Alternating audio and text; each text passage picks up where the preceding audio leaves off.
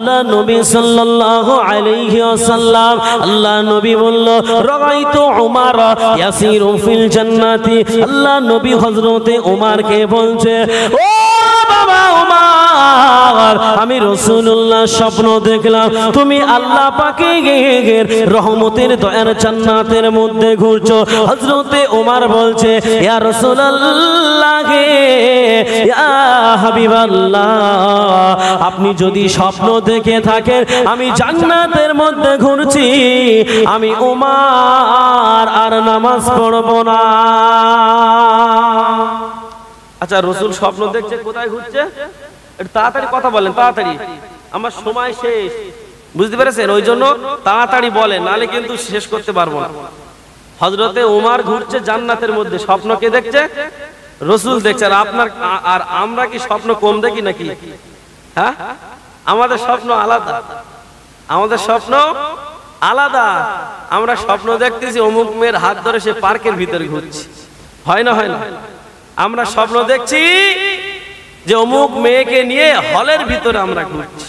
এই স্বপ্ন আমরা দেখি না? দেখি না? অথচ দেখা যাচ্ছে স্বপ্ন যখন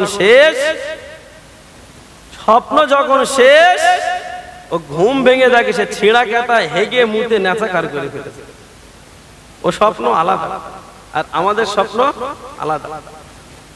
ও আমার ভাই জানেরা, ও সোনার মানিকেরা, আল্লাহর নবী তিন দুনিয়ার বাদশা হাবিবুল্লাহ জনাবে মুহাম্মদ রাসূলুল্লাহ সাল্লাল্লাহু আলাইহি ওয়াসাল্লাম নবী আমার হযরতে ওমরকে বলল, তুমি হলে জান্নাতি জান্নাতি জান্নাতি।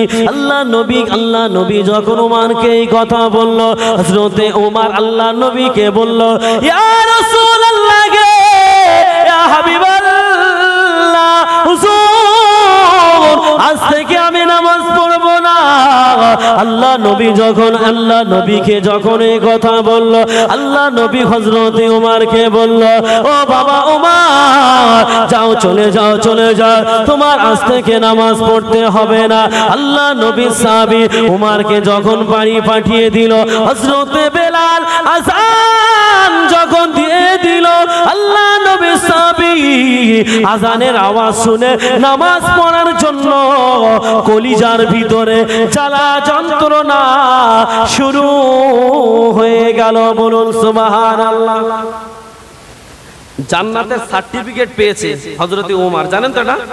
হযরতে ওমর জান্নাতের সার্টিফিকেট পাওয়ার পরেও আজান শুনছে, শুনে কলিজার মধ্যে জ্বালা যন্ত্রণা শুরু হয়ে গেছে, যেন আগুন ধরে গেছে কলিজার মধ্যে। কিসের জন্য? এই জোরে বলেন, নামাজ পড়ার জন্য। কিন্তু আমাদের কি কোনো জান্নাতের সার্টিফিকেট আছে নাকি? এই জোরে বলেন, নেই? তা নামাজের জন্য কি একটু অন্তর কাঁদে না? হ্যাঁ, কাঁদে। আচ্ছা, এই সমাজের মুসলমান আছে দেখবেন, মানে আর সেটা বলার আগে আরেকটা কথা বলে নেই। আচ্ছা, আপনারা বলেন যে আজানের আওয়াজ শুনে কে পালায়? শয়তান। আচ্ছা, আজানের আওয়াজ শুনে যে পালায় শয়তান, আমি কিছু বলবো না। আপনাদের এখানকার লোক ভালো, আপনাদের এলাকার লোক খুব ভালো। আমি আপনাদের কাউকে চিনিও না, জানিও না। আমি আজকের আপনাদের এলাকায় পুরো নতুন। কি আমাকে কেউ দেখেছেন? যদি দেখে থাকেন হয়তো সোশ্যাল নেটওয়ার্কের মাধ্যমে দেখতে পারবেন, কারণ সোশ্যাল নেটওয়ার্কে এখন আমার 1000-এর উপরে ভিডিও ছুটছে। কত? 1000-এর উপরে। ওই জন্য আপনারা হয়তো আমাকে নেটে দেখতে পারবেন, কিন্তু আপনাদের এলাকায় আমি একেবারেই নতুন। তো আমি বলতে চাচ্ছি আজানের আওয়াজ শুনে যদি শয়তান পালায়, কিন্তু আপনাদের কিছু বলছি না, আপনারা আমার খারাপ মনে করেন না, জানেন? আপনারা উত্তর দেন, তাহলে আজানের আওয়াজ শুনে যদি শয়তান পালায় তা আমরা কি? তাহলে তার মধ্যে আমাদের মধ্যে পার্থক্য কোথায়? হ্যাঁ, শয়তান রোজার মাসে তো বাঁধা থাকে না? থাকে না? কিন্তু সে বদমাইশি করে কি করে? অনেকে তো রোজা থাকে না, খায়, খেয়ে ভুঁড়িটা একেবারে সেই বাংলাদেশে সে দেওয়ানবাগি সে গুটি মনে হয় মরে গেছে নাকি? হ্যাঁ, তার মতো ভুঁড়ি করে ফেলেছে, মানে খেয়ে রোজার মাসে খাওয়া মানে হারাম খাওয়া। কি খাওয়া? হারাম খাওয়া। তো আমি বলতে চাচ্ছি যে দয়া করে ওই সমস্ত অন্যায়গুলো ছেড়ে দেন, করেন না, করেন না। ও আমার ভাই জানেরা, ও সোনার মানিকেরা, কান খুলে শুনে রেখে দিন, জেনে রেখে দিন, আল্লাহ নবী সাহাবী হযরতে ওমর বলল, আমি আর নামাজ পড়বো না। আযানের আওয়াজ শুনে কলিজার মধ্যে জ্বালা যন্ত্রণা শুরু হয়ে গেল। হযরতে ওমর হাইয়া আলাস সালাহ যখন এই কথা বলেছে, হযরতে ওমর আর ঘরেতে শুয়ে থাকতে পারল না। হযরতে ওমর বাড়ি থেকে ছুটে আসলো জামাত ধরার জন্য। আল্লাহ নবী এদিকে সাহাবীদেরকে বলে দিল, ও আমার সাহাবীরা, আজকের মসজিদে জামাত হবে, দরওয়াজা বন্ধ করে জামাত হবে, জানালা বন্ধ করে জামাত হবে, মসজিদের গেট লাগিয়ে জামাত হবে। আল্লাহ নবীকে বলল, ইয়া রাসূলুল্লাহ, ইয়া হাবিবাল্লাহ, এমন কথা তো আমরা কোনোদিন শুনি না। আল্লাহ নবী সাহাবীদেরকে বলতে লাগে, ও আমার সাহাবীরা, আমি রাসূলুল্লাহ, ইন্নী ইয়ারাউ মা লা তারাউনা, আমি রাসূলুল্লাহ সামনে যতটা দেখতে পাই, পিছনে ততটা দেখতে পাই, ডাইনে যতটা দেখতে পাই, বাঁয়ে ততটা দেখতে পাই, আমি রাসূলুল্লাহ, আমি উপরেও যতটা দেখতে পাই, আমি রাসূলুল্লাহ নিচেও ততটা দেখতে পাই। বলুন সুবহানাল্লাহ। ও আমার ভাইজানেরা, নবী আমার ওই সময় সাহাবীকে বলল, ও আমার সাহাবীরা রে, আমি যা জানি তোমরা তা জানো না, আমি যেটা বুঝি তোমরা সেটা বোঝো না, আমি যেটা দেখতে পাই তোমরা সেটা দেখো না। আমি বলছি আজকের দরওয়াজা জানালা বন্ধ করে দিয়ে জামাত হবে, তো আমার কথাই শেষ কথা, আর দ্বিতীয় কোনো কথা হবে না। আল্লাহ নবী ইমামতির জায়গায় দাঁড়িয়ে গেল, জামাত আরম্ভ হয়ে গেল। হযরতে ওমর হুজুর জামাত ধরার জন্য বাড়ি থেকে বেরিয়ে আসলো। হযরতে ওমর ফারুক রাদিয়াল্লাহু তাআলা আনহু, তিনি এসে দেখলো মসজিদের গেট লাগানো রয়েছে। হযরতে ওমর দেখলো মসজিদের দরওয়াজা লাগানো রয়েছে। হযরতে ওমর জানালার দিকে ছুটে যায়, দেখে জানালাটা লাগানো রয়েছে। হযরতে ওমর আর সহ্য করতে পারে না, নামাজ পড়ার জন্য কলিজার মধ্যে এতটা জ্বালা যন্ত্রণা শুরু হয়ে গেছে। হযরতে ওমর আর সইতে পারে না। হযরতে ওমর হুজুর চিন্তা করলো, আজ আল্লাহ নবী ইমামতি করছে, আল্লাহ নবী নামাজ পড়াচ্ছে, আল্লাহ নবী ইমাম হয়েছে, আল্লাহ নবী ইমামতি করছে, আর সেই নবীর পিছনে যদি আমার নামাজ ছেড়ে যায়, আমি ওমর কিয়ামতের ময়দানে আমি আল্লাহর দরবারে কি মুখ দেখাবো? না না না। হযরতে ওমর রাদিয়াল্লাহু তাআলা আনহু দেখতে পাওয়া গেল বাবা হযরতে ওমর ফারুক রাদিয়াল্লাহু তাআলা আনহু নামাজ আদায় করার জন্য, জামাতে শামিল হওয়ার জন্য হযরতে ওমর ফারুক রাদিয়াল্লাহু তাআলা আনহু জোরে দরওয়াজায় ধাক্কা মেরেছে, দরওয়াজাটা ভেঙে গেল। হযরতে ওমর ফারুক দরওয়াজাটা ভেঙে আল্লাহ নবীর পিছনে জামাতে নামাজ আদায় করেছিল। বলুন সুবহানাল্লাহ। দরওয়াজা ভেঙে আল্লাহ রসুলের পিছনে জামাত। বক্তা এসেছেন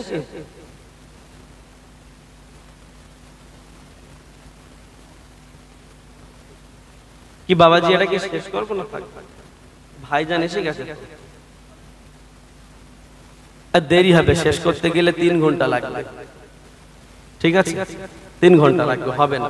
ঠিক আছে, আমি জাস্ট এই জোরটুকুনি বলছি, এই কলিটুকুই বলে দিচ্ছি। কারণ দেখেন, এইবারে যারা নামাজ পড়বে না, ভালো করে বুঝেন, শুধু ওয়াজ শুনে বাড়ি যাব আর মানবো না তা হবে না। এইবারে যারা নামাজ পড়বে না, আল্লাহ পাক এই বেনামাজিদের কি সাজা দেবে, আল্লাহ পাক কিয়ামতের ময়দানে কি করবে বেনামাজিদের হাল, আল্লাহ পাক ওখান থেকে জাহান্নামায় দেবে, জাহান্নামায় দিয়ে সেখানে কি হবে ও অনেক বিস্তারিত ব্যাপার আছে এখানে, বুঝতে পেরেছেন? ওই জন্য এই জাস্ট এই নামাজের বিষয়টা বলে আমি ছেড়ে দিচ্ছি, কারণ বক্তা পিছনে বসিয়ে রেখে বক্তব্য দেওয়া ঠিক নয়। জাস্ট আপনারা অনুরোধ করলেন তাই জাস্ট এইটা বলে দিচ্ছি, ব্যালেন্সটা আল্লাহ যদি কখনো হাজির করায় হবে ইনশাআল্লাহ, ঠিক আছে? ও আমার ভাই জানেরা, ও সোনার মানিকেরা, কান খুলে শুনে রেখে দিন, জেনে রেখে দিন, নবী আমার দিন দুনিয়ার বাদশাহ হাবিবুল্লাহ জানাবে মুহাম্মদ রাসূলুল্লাহ সাল্লাল্লাহু আলাইহি ওয়াসাল্লাম হযরতে ওমরকে বলল, ও বাবা ওমর, তুমি কেন দরওয়াজা ভেঙেছো? আল্লাহ নবীকে বলে, ইয়া রাসূলুল্লাহ গে, ইয়া হাবিবাল্লাহ, হুজুর আমি দরওয়াজা ভেঙেছি, আমি আপনার সঙ্গে কথা দিয়েছিলাম আমি নামাজ পড়বো না, আমি নামাজ পড়বো না বলে বাড়িতে চলে গিয়েছিলাম, কিন্তু আপনার সাহাবী বেলাল সে যখন আজান দিল আমার কলিজার মধ্যে নামাজ পড়ার জন্য জ্বালা যন্ত্রণা শুরু হয়ে গেল। আমি নামাজ পড়ার জন্য বাড়ি থেকে রওনা দিলাম, দেখলাম জামাত আরম্ভ হয়ে গেছে, দরওয়াজা জানালা বন্ধ করা রয়েছে, আমার কলিজার মধ্যে আরো যেন জ্বালা যন্ত্রণা শুরু হয়ে গেল। ইয়া রাসূলুল্লাহ গে, ইয়া হাবিবাল্লাহ, হুজুর আমি চিন্তা করলাম আপনি ইমামতি করছেন আর আমি ওমর, আমার যদি নামাজ ছেড়ে যায় কিয়ামতের দিন আল্লাহ দরবারে আমি কেমন করে মুখ দেখাবো? না ইয়া রাসূলুল্লাহ গে, ইয়া হাবিবাল্লাহ, হুজুর আমি চিন্তা ভাবনা করে নিলাম আমার নামাজ আদায় করতে হবে, না হলে আমি ওমর আমার এই জ্বালা যন্ত্রণা বেড়ে যাবে, আমি আর সহ্য করতে না পেরে জোরে দরওয়াজায় ধাক্কা দিলাম, দরওয়াজা খুলে গেল। ইয়া রাসূলুল্লাহ গে, ইয়া হাবিবাল্লাহ, আমি যখন আপনার পিছনে জামাতে নামাজ আদায় করলাম আমার কলিজার মধ্যে জ্বালা যন্ত্রণা দপ করে ঠান্ডা হয়ে দূরে সরে গেল। বলুন সুবহানাল্লাহ। কলিজার মধ্যে নামাজ পড়ার জন্য জ্বালা যন্ত্রণা হচ্ছে জান্নাতের সার্টিফিকেট পাওয়ার পরেও, আর আমরা যে হারে ঘুরি দিনে রাত্রি যা নামাজ কাজা করি, আমরা এক ওয়াক্ত নামাজ কাজা করা মানে 2,88,00,000 বছর আপনার জাহান্নামের আগুনে পুড়াবে। এক ওয়াক্ত দিনে 5 ওয়াক্ত নামাজ আপনি এক ওয়াক্ত কাজা করবেন, আল্লাহ পাক আপনাকে শান্টিং দেবে। আপনি জীবনে কত ওয়াক্ত নামাজ কাজা করেছেন একটু হিসাব করবেন, বাড়ি গিয়ে আপনার কম্পিউটারে মারবেন, সাতার মাথা ফেল হয়ে যাবে। এক ওয়াক্ত নামাজে যদি 2,88,00,000 বছর জাহান্নামায় পুড়তে হয়, আর এবারে জীবনে কত ওয়াক্ত নামাজ কাজা করেছেন এই এত বছর আল্লাহ হায়াত দিয়েছে, হিসাব করে দেখবেন। যাই হোক আমি আর লম্বা চড়া করছি না। এই কুলিয়া কমিটি ভাইদের মধ্যে একজন আমাকে একটা গজল বলতে বলেছিল গ্রাম সম্পর্কে, দেব কি না লেবে যাব? দেব, খুশি হবেন? এসো এসো কুলিয়া গ্রামের ভাই বোনেরা, যেথায় আল্লাহ তাআলার ফেরেশতারা করে গো খেলা। এসো এসো কুলিয়া গ্রামের ভাই বোনেরা, যেথায় আল্লাহ তাআলার ফেরেশতারা করে গো খেলা। কুলিয়া গ্রামের গ্রামবাসীরা অনেকে কষ্ট করেছে, অনেকে কষ্ট করে এ মাহফিল কায়েম করেছে। কুলিয়া গ্রামের গ্রামবাসীরা অনেকে কষ্ট করেছে, অনেকে কষ্ট করে এ মাহফিল কায়েম করেছে। কবুল করো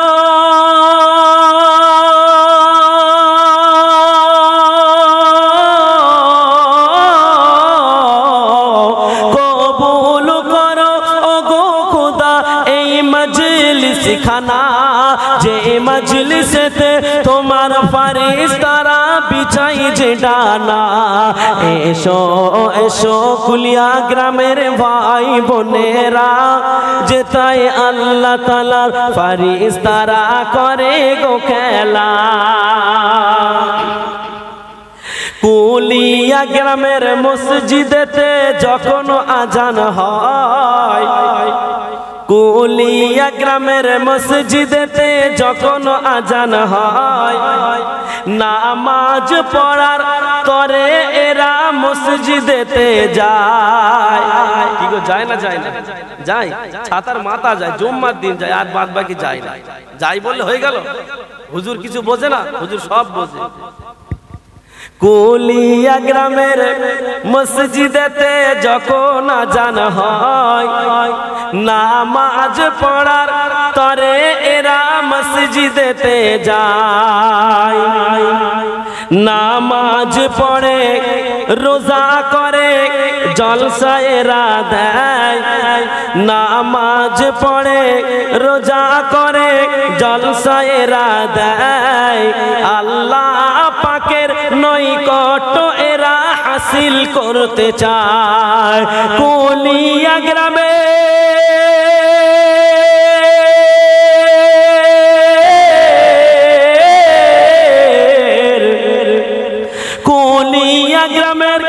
কমিটি বিন্দুর জানাই গো সালাম, তার সাথে সাথে আরো জানাই হাজারো সুনাম। এসো এসো কুলিয়া গ্রামের ভাই বোনেরা, যেতাই আল্লাহ তাআলার ফারিস্তারা করে গো খেলা। মা বোনেরা বলবেনি যে হুজুর কমিটির নিয়ে বললে, কই আমরা চাঁদা দিছি, ডিম বেচা পয়সা দিলাম, কাঁথা সেলাই করা পয়সা দিলাম, তা হুজুর কিছু বললে না তো? ওই জন্য মা বোনদের জন্য একটা কলি। মা বোনেরা কত কষ্ট করে পয়সা কড়ি দেয়, মা বোনেরা কত কষ্ট করে পয়সা কড়ি দেয়। জান্নাতের বাগান সুন্দর করে এরা সাজাতে যে চায়। মা বোনদের আশা পূরণ করো ওগো রব্বুল ইজ্জত, কিয়ামতের কঠিন দিনে যেন দেয় গো জান্নাত। একটি টাকা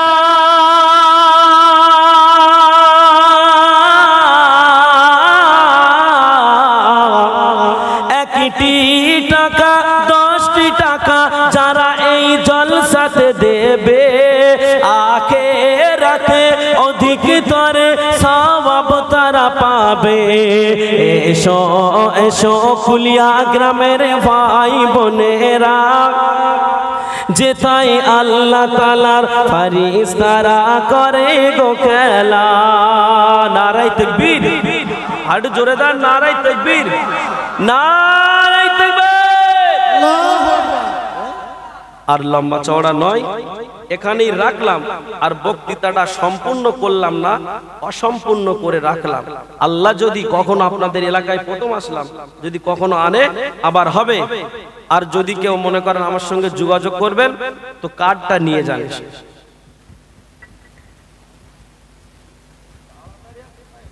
হ্যালো, তো এবার আমাদের সেই সুনামধন্য বক্তা, এই মুহূর্তে ভারতবর্ষের সুনামধন্য একজন বক্তা